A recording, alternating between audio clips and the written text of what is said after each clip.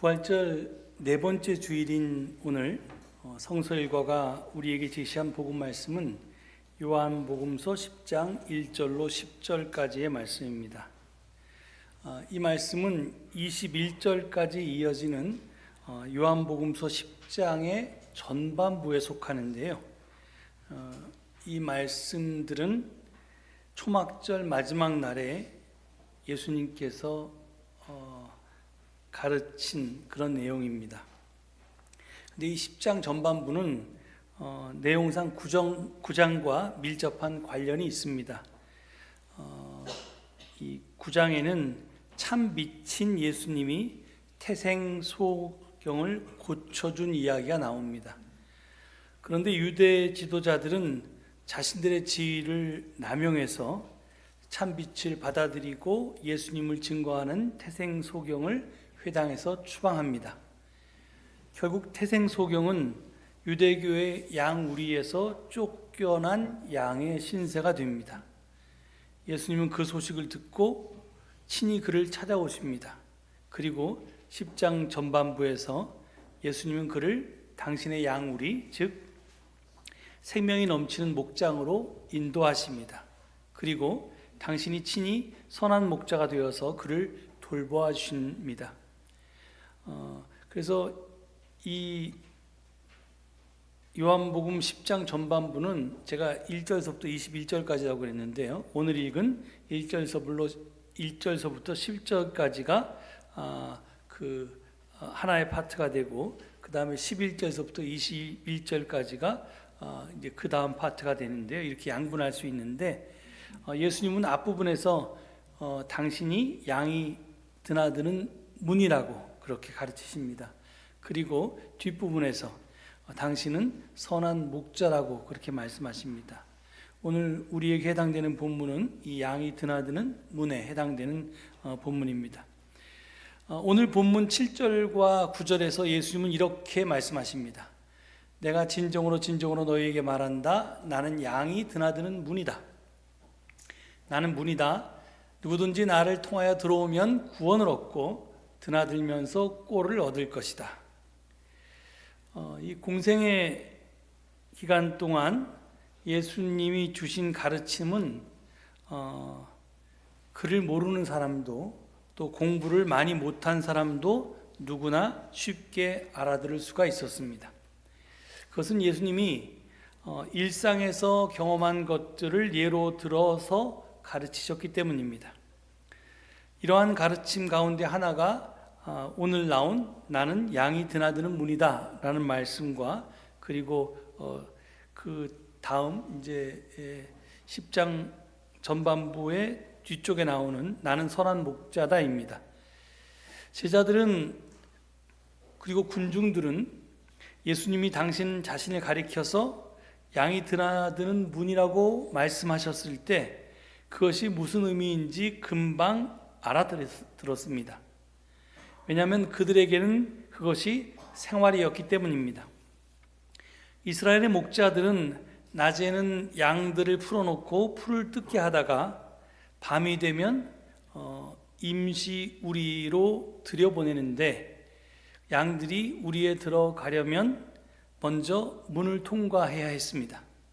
그리고 목자들은 양들이 들짐승의 공격을 받지 않도록 문 앞에서 밤을 새우며 지켰습니다. 예수님이 자신을 가리켜서 양들의 문이라고 말한 것은 당신이라는 문을 통해서 우리 안으로 들어온 양들은 모두 구원을 얻게 되기 때문이었습니다. 초기 기독교의 교부이자 동방 정교의 3대 성인으로 추앙되는 요한 크리소스토무스라고 하는 분이 이런 말을 했습니다. 예수 그리스도께서는 우리를 하나님 아버지께로 데려갈 때는 자신을 가리켜 문이라고 하고 우리를 돌보실 때는 목자라 칭한다. 이렇게 말씀하셨는데요. 그러니까 요한복음 10장 전반부에 있는 말씀이 나는 양이 드나드는 문이다 라는 말씀과 나는 선한 목자다 라는 두 파트로 나뉘어져 있다고 그랬는데, 이 앞에 파트는 구원과 관련된 주제고요. 그리고 뒤에 파트는 돌봄과 관련되어 있음을 알 수 있습니다. 그런데 이 성경에서는 하나님과 우리 그리고 예수 그리스도와 우리의 관계를 네 가지 이미지로 표현하고 있습니다. 저기 보면 이사야서나 예레미야서에 옹기장이와 옹기 또는 토기장이와 그릇 이렇게 같은 말인데 하여튼 하나님이 옹기장이고 우리는 옹기로 이렇게 표현된 부분이 있고요.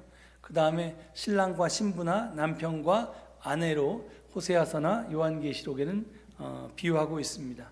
그리고 에스겔서와 지금 우리가 읽은 요한복음은 목자와 양으로 비유합니다. 또 요한복음 15장과 야고보서 2장에는 예수님과 우리를 친구와 친구로 이렇게 소개하기도 합니다.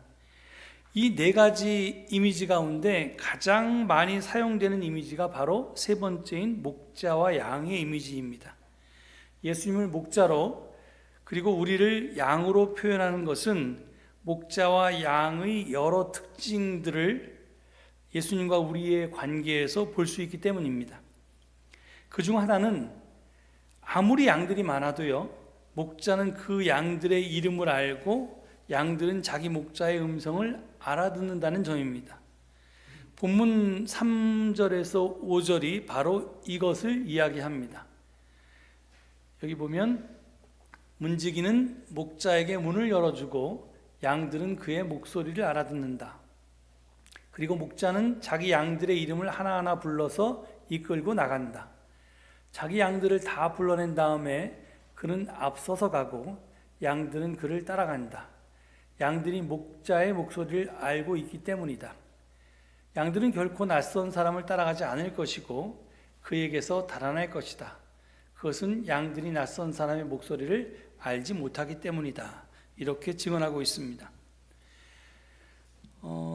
아프리카의 어떤 부족의 목동은요, 이 숫자를 셀 줄 몰라서, 그러니까 숫자가 없는 부족도 있다는 겁니다. 그래서 자기가 돌보는 양이 몇 마리인지 물어보면 모른다고 합니다. 예를 들어서 보통 사람들은 손가락이 5개니까 5가지 셀 수 있거나 아니면 양손이 있으니까 10가지 세면 이제 이것을 넘어서는 숫자를 이제 숫자의 개념이 없는 그런 부족도 있겠지요. 그러니까 이게 만약에 10마리 이상의 양을 친다면 도대체 자기 양들이 다 지금 있는지 없는지 모른다는 거지요. 그런데 숫자를 모르면서 이게 돼지 형제들이 서로 자기를 빼놓고 쓰이는 것처럼 이렇게 하여튼 숫자가 있어야지 몇 명이 집합했는지 알 텐데 자기 양들이 다 있는지 없는지 어떻게 아느냐? 그것은 양들의 얼굴을 보면 안다고 합니다. 양을 제대로 돌보는 목동은 수를 세지 않아도 어떤 양이 거기 있는지 어떤 양이 그 자리에 없는지를 한눈에 안다는 것입니다. 잘 안 믿겨지죠? 옛날에 좀 형제가 많은 집안에서 대가족에서 예를 들어서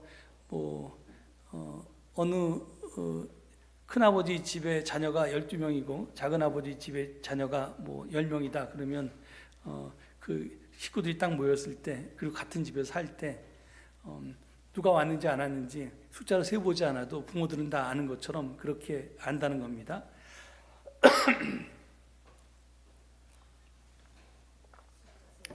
또 목자는 양 한 마리 한 마리의 특성을 잘 알고 있습니다.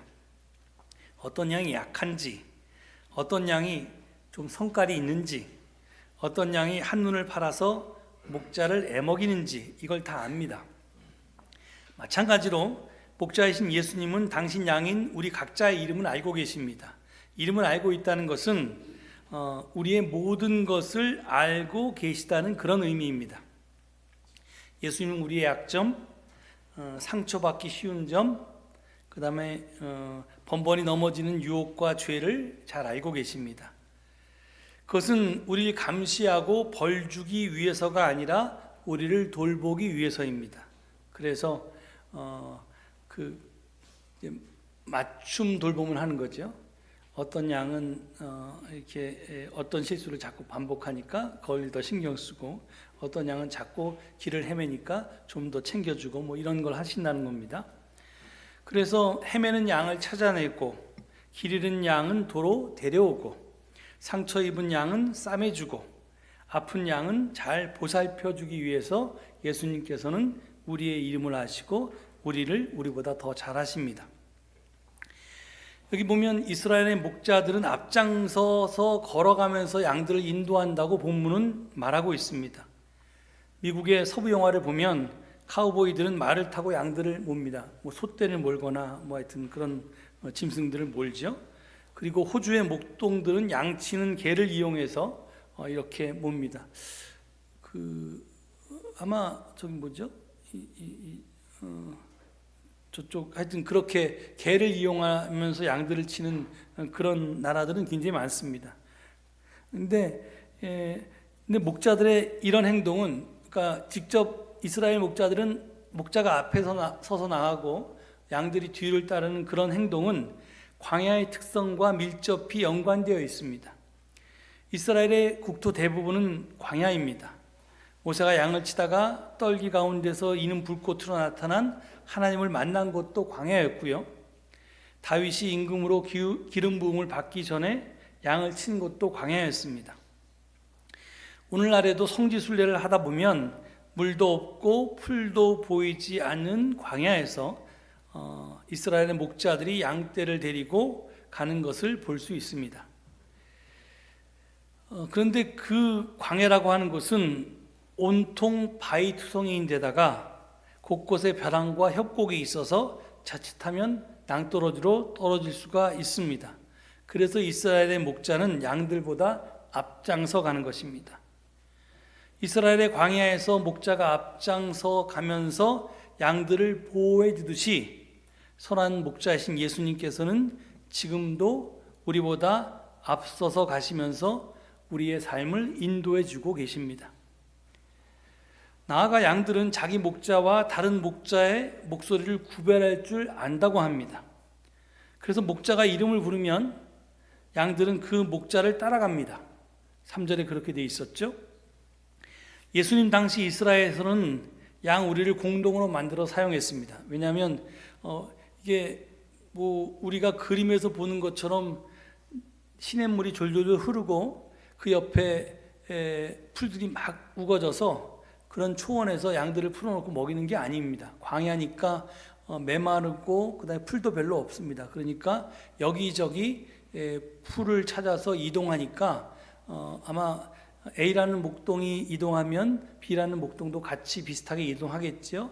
그래서 이제 원래 우리가 아니라 이제 먼 곳을 이제 몇 달 동안 계속 이동하면서 양들을 먹이는데, 그러다 보니까 밤이 되면 여러 목동들이 임시로 한 우리를 만들어서 그 우리의 양들을 함께 가두고 거기서 지키는 겁니다. 그래서 이제 공동 우리가 만들어지는데, 목자들은 낮 동안에 들판에서 양을 치다가 저녁이 되면 공동 우리에 집어넣고 돌아가면서 불칠몸을 섰습니다. 밤새 혼자 불칠몸을 쓸 수가 없으니까 여러 명이 돌아가면서 쓴 겁니다. 아침이 되어서 목자가 나타나면 문지기가 문을 열어주고 목자는 자기 양들을 한 마리 한 마리 불러내서 들판으로 데리고 나갑니다. 우리 속에 A라는 목자의 양도 있고 B라는 목자의 양도 있고 C라는 목자의 양이 있어도, 그렇게 섞여 있어도 아무런 문제가 되지 않는 것은 그 양들이 자기 목자의 목소리를 알기 때문입니다. 설마 이렇게 의심하는 분도 계실지 모르겠습니다. 그런데 예수님 시대나 지금이나 양들은 목자의 목소리를 알아듣습니다. 실제로 있었던 일인데요. 1980년대 후반에 팔레스타인에서 폭동이 일어났을 때 이스라엘의 군대가 팔레스타인 지역을 점령했습니다. 이스라엘 군대는 세금을 내지 않는 팔레스타인의 한 마을에 본때를 보여주기로 했습니다. 그래서 지휘관은 마을 주민들의 가축을 모조리 잡아와서 철조망을 두른 커다란 우리 안에 가두었습니다. 며칠 후에 한 여인이 아들과 함께 지휘관을 찾아와서 자기는 양이 없으면 먹고 살 길이 막막하니까 제발 내 양을 좀 풀어달라고 통사정을 했습니다. 지휘관은 수많은 가축이 갇혀있는 오리를 보여주면서 저기 양이 수백 마리인데 그 중에서 네 걸 어떻게 찾아갈래? 그러면서 이제 찾아갈 수 있으면 찾아가라고 빈정대면서 말했습니다. 그러다 그 여인은 정말 그렇게 해도 되는지 재차 확인했습니다. 지휘관은 그러라고 했습니다. 병사가 우리의 문을 열어주자 여인의 아들이 노래를 부르기 시작했습니다. 그러자 양들이 여기저기에서 머리를 쳐들었습니다. 소년이 계속 노래를 부르면서 앞으로 나아가자 25마리의 양이 주인을 알아보고 뒤따라갔습니다. 이런 이제 어느 나라나 다 목자들의 목소리를 양들은 알아듣는다는 겁니다. 양들이 목자의 목소리를 알아듣는다는 것은 하나님 백성들이 주님의 음성을 알아듣는다는 말입니다. 그런데 성경에는 이렇게 적혀 있는데, 문자는 분명히 이렇게 기록되어 있는데 우리의 현실은 그렇지를 못했습니다. 고대 이스라엘은 하나님의 음성을 대변한 예언자의 목소리를 알아듣지 못했습니다. 그래서 바알의 음성을 따라갔었습니다. 이게 계속해서 문제가 되었죠. 예수님이 역사의 무대에 등장한 후에도 마찬가지였습니다. 예수님의 목소리를 따르는 자들은 소수였고요, 힘을 숭배하는 로마 제국과 권력자들의 목소리를 따르는 자들이 다수였습니다. 예수님이 십자가에 달려서 그래서 돌아가셨는데, 그 예수님이 부활하셨는데도 예수님의 부활 후에도 변함이 없었습니다. 그리스도교가 등장했지만 로마의 국교가 된 이후에 그리스도교의 사제들은 하나님을 대변하지 않았고 국가교회라고 하는 기관, 즉 인스티튜션을 대변했습니다. 교회를 지키기 위해서 힘 있는 자들의 편에 이제 서게 되었다는 거죠. 이걸 참다 못해서 16세기에 교회 개혁이 일어났는데 그 이후에도 상황은 나아지지 않았습니다. 개신교회는 자본주의 정신의 토대를 놓았고요, 결국엔 자본을 추종하는 번영신학을 주장하기에 이르렀습니다. 지금은 자국 우선주의와 침략 전쟁마저도 하나님의 음성으로 포장하는 지경에까지 이르렀습니다. 이 성경은 양들이 강도나 도둑의 목소리와 목자의 목소리를 분명히 구별한다고 했는데, 그리고 진짜 양을 치는 현장에서는 그런 일이 일어났는데, 하나님 목자가 이스라엘이라고 하는 양떼를 칠 때는, 또 예수 그리스도라고 하는 목자가 그리스도인이라고 하는 양들을 칠 때는 그런 일이 일어나지 않았던 것입니다. 현실 기독교에서는 도둑이나 강도와 목자를 구별할 수 없는 지경입니다. 양두구육교회나 지록의마 메시지가 판을 치고 있기 때문입니다. 그러니 통일교나 신천지 같은 이단이 득세하고요, 시민들은 기독교를 개독교라고 흉보는 것입니다. 그래서 본문 10절은 이렇게 증언합니다. 나는 문이다. 누구든지 나를 통하여 들어오면 구원을 얻고 드나들면서 꼴을 얻을 것이다. 도둑은 다만 훔치고 죽이고 파괴하려고 오는 것뿐이다. 나는 양들이 생명을 얻고 또 더 넘치게 얻게 하려고 왔다. 이렇게 말씀하십니다. 저기 보면 도둑과 강도는 훔치고 죽이고 파괴합니다. 하지만 목자는 양들이 생명을 얻고 또 더 넘치게 얻게 하려고 합니다. 그러니 저 말씀만 보면 당연히 모든 사람이 도둑이 아닌 목자를 따를 것 같지 않습니까? 그런데 왜 고대 이스라엘에서부터 지금에 이르기까지 이스라엘이라고 하는 양들이나 그리스도인이라고 하는 양들은 목자의 목소리가 아니라 도둑의 목소리, 강도의 목소리를 쫓아왔을까요? 왜 그랬을까요? 여러 가지로 설명이 가능하겠지만 저는 얼마 전에 쟁점이 된 저기 있었던 유시민 작가의 ABC론이 아주 좋은 도구라고 생각합니다.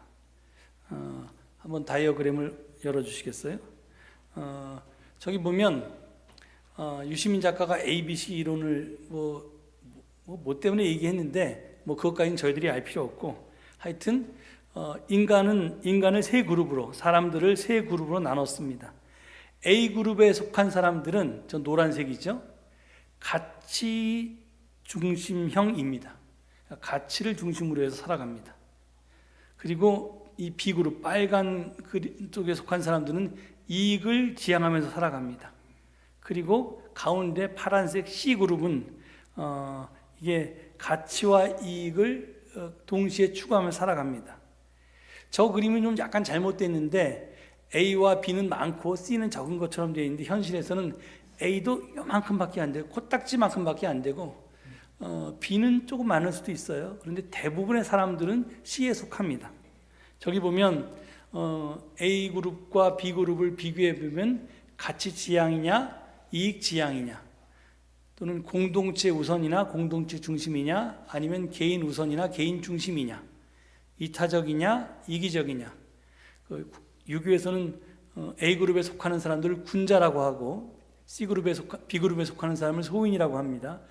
시편 1편에서는 의인과 악인으로 구분하기도 하는데 이게 범인이라고 해야 될지 모르겠습니다. 하여튼 그렇고, A그룹은 사회 구원을 지향하고 B그룹은 개인 구원을 지향합니다.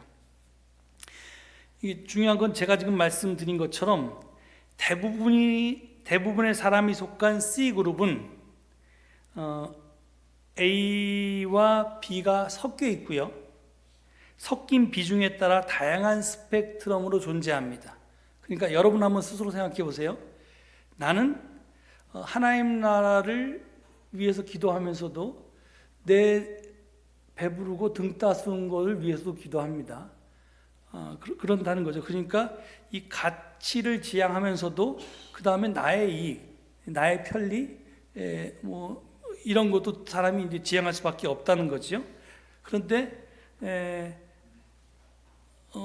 근데 이제 B그룹 중에는 C그룹 중에는 어떤 사람은 다른 어떤 사람보다 좀 더 가치 지향적이고, 그러니까 예를 들어서 가치와 이익이 50대 50인 사람도 있을 테고 70대 30인 사람도 있을 테고 30대 70인 사람도 있을 겁니다. 그게 쭉 펼쳐져 있는 겁니다. 우리 교회 안에도 하나님 나라와 그 의를 먼저 구하라고 했지만, 그것을 추구하는 것이 당연히 옳은 줄 알지만, 그것보다도 내가 안 아프고 내 일이 잘 풀리고 내 회사가 번영하고 내 자식들이 건강하게 잘 자라고 또 좋은 직장 취직하고 이런 것들을 바라게 되는 그런 이익 지향인 것도 당연히 있다는 겁니다. 그 이유가 왜 그러냐? 어떤 사람은 예를 들어서 가치와 이익이 70대 30이고 어떤 사람은 30대 70인 게 왜 그런가? 여기에 대해서는 학자들의 의견이 통일되어 있지 않습니다. 예를 들어서 태생적이다.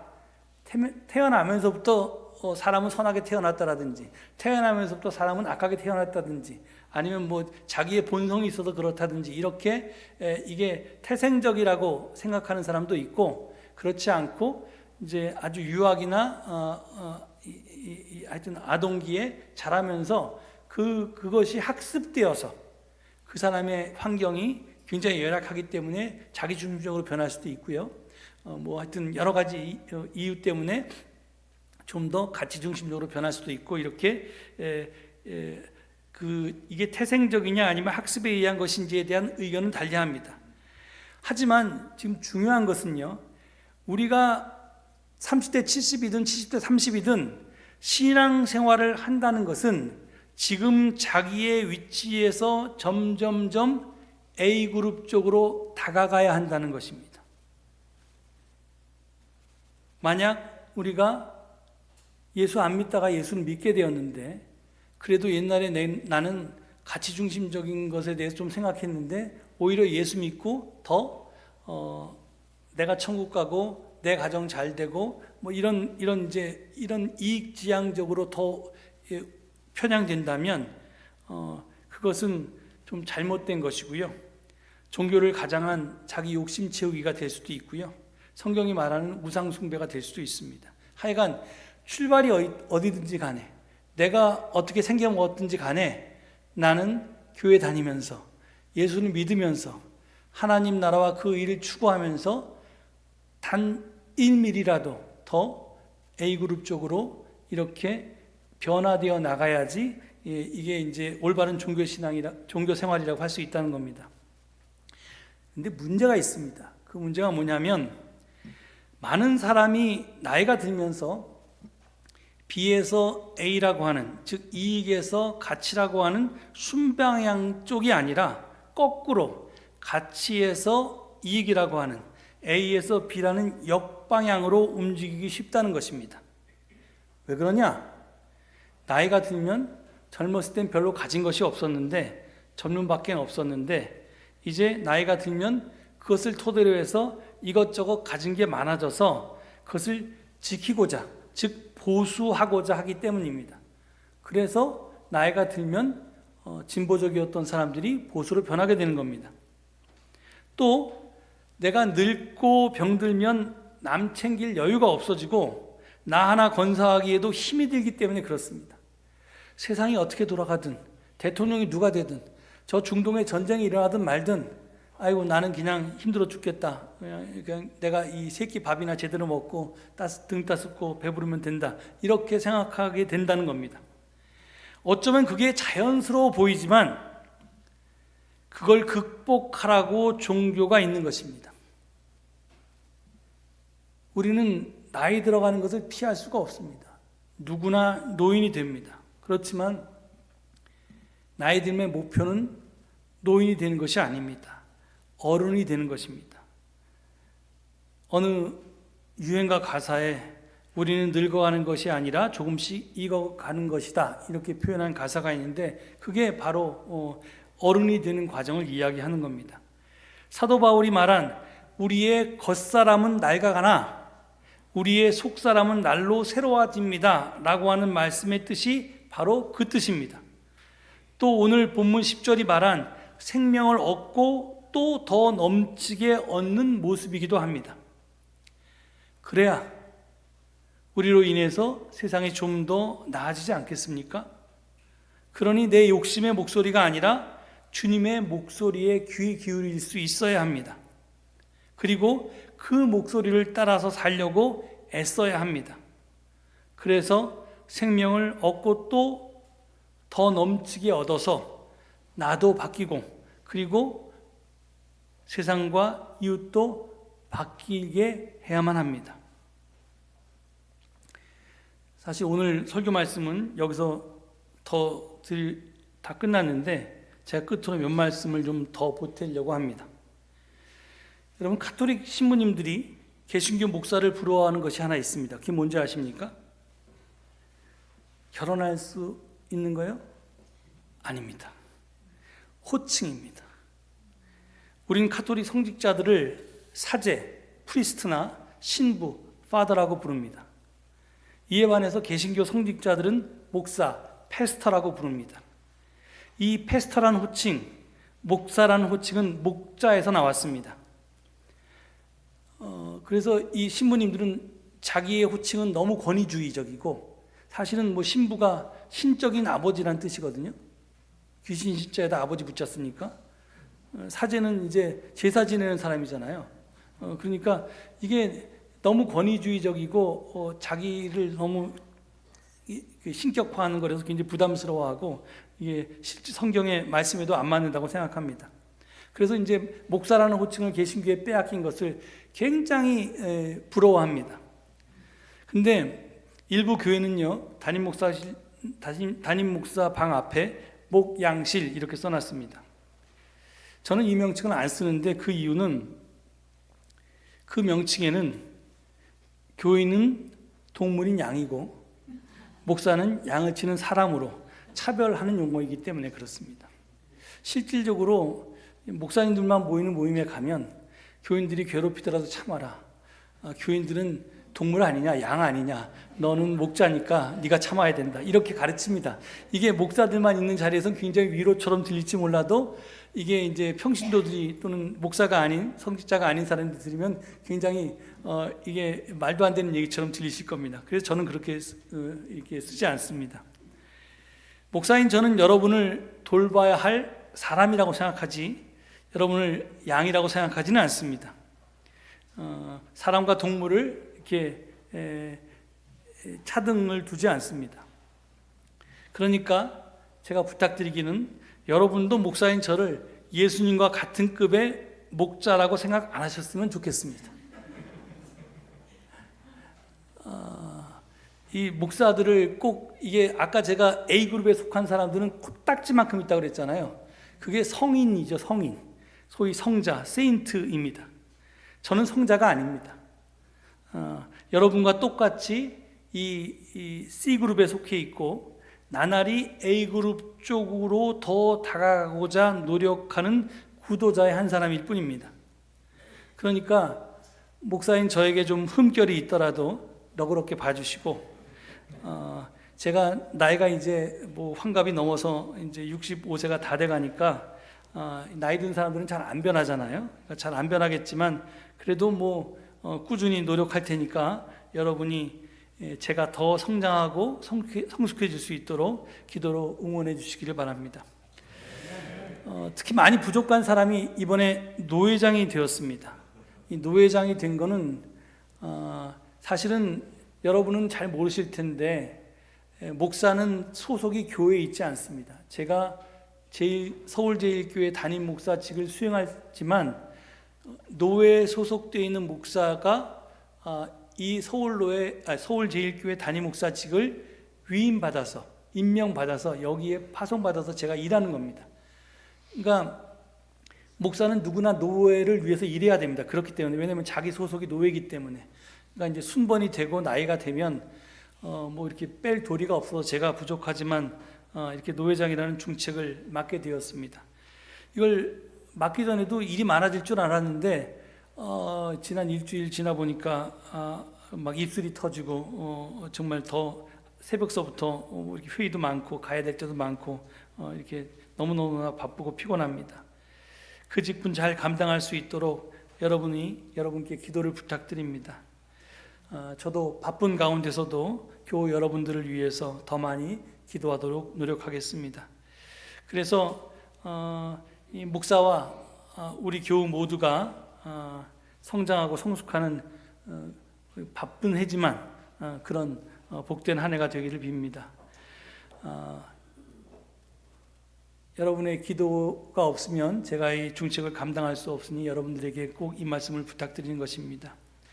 제가 오늘 드릴 말씀은 앞에서 다 마쳤다고 했는데 그 말씀 되새기시면서 내가 어떻게 하면 내가 놓인 이 위치에서 조금씩이라도 내 이익을 버리고 하나님 원하시는 가치를 지향하면서 변화해 나갈까 하는 그 주님의 음성에 귀 기울이시고 그 변화의 생활에 힘쓰시는 여러분 모두가 되기를 간절히 축원합니다.